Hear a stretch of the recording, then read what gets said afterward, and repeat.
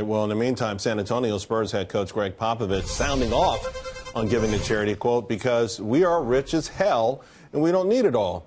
And other people need it. And you are a bleep if you don't give it. Pretty simple. Well, come on in, Hill Media reporter Joe Concha. That little sanctimonious, but of course, that's the hallmark of Gregg Popovich, isn't it? Pops? Oh, he's the smartest guy on the planet. Just ask him. Yeah. Win a couple of championships, and apparently he could talk about charitable giving. Right, but he's always such a grouch, and he's always pointing a finger at how bad America is, particularly rich people in America. And I think, I think he misses it. I think we're the most generous country in the world, and we have been for a long time. Misses it. He has to do a simple Google. Takes about 8 seconds, and he would come across the Almanac of American Philanthropy, which finds the much maligned top 1% in the U.S. economy fork over 1/3 of all donations made on the planet. And every tax bracket, except for those earning less than $25,000, half of those tax brackets above donate to charities. So don't talk about how Americans don't give away any money or we're too rich and we're not giving away enough. We crush every other country. Italy and Germany, 20-1, Charles. We out-donate them. What about, though, the political narrative that's come along with this tax bill that we are giving money to rich people who don't need it? If the market's doing so well, if corporate earnings are doing so well, if rich people are doing so well, they simply don't need it. Gregg Popovich is sort of taking on that same sort of ideas that, hey, you've got too much that you don't need. Who determines what we need?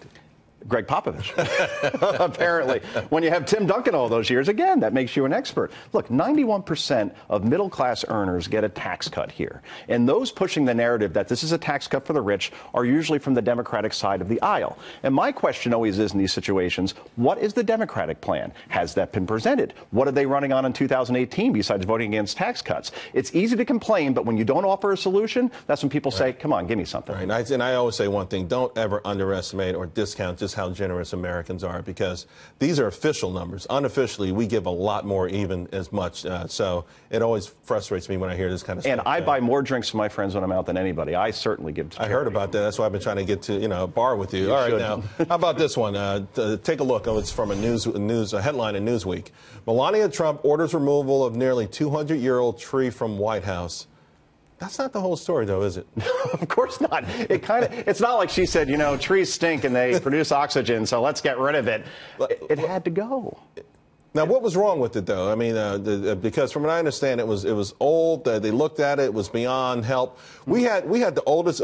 We had a tree in our front yard. It was the oldest tree of its type in my county, and we had 4 tree experts come look at it before we finally had it cut down. But it was deemed dangerous, and it was dying.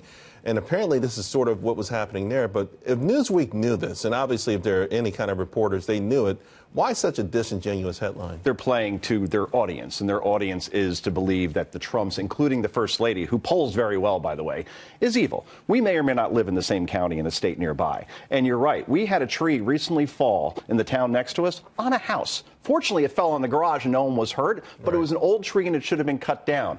Leaving that part out of the narrative is a microcosm perfectly for 2017 in terms of our media. And that is pushing a narrative that is negative towards the Trump administration, even when that narrative doesn't. Charles, real quick about that, it was the National Arboretum. They actually, the arborists advised the White House, take this thing down because it's being held up with poles and cables. It should have come down years ago. Yeah, all right, guys.